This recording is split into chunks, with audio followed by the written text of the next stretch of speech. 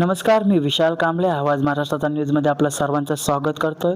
मित्रांनो, आपण पाहू शकता की होळीचे रंग संपूर्ण देशामध्ये पसरलेले आहेत आणि होळी खेळायला सुरुवातसुद्धा झालेली आहे. वृंदावनपासून आज महाराष्ट्रात सगळीकडे गावागावी होळीची सुरुवात झालेली. त्यातच आज आपल्यासोबत जोडले गेले आहेत भारतीय जनता पार्टीचे प्रभाग क्रमांक 2चे अध्यक्ष आणि पडगी गावाचे माजी सरपंच कृष्णासेठ पाटील. त्यांच्याकडून जाणून घेऊया ते नागरिकांना होळीसाठी काय संबोधित करतायत. नमस्कार, मी कृष्णा सीताराम पाटील, माजी सरपंच पडगे प्रभाग 2चे अध्यक्ष. सर्व नागरिकांना होळी व धुलिवंदनच्या शुभेच्छा देतो.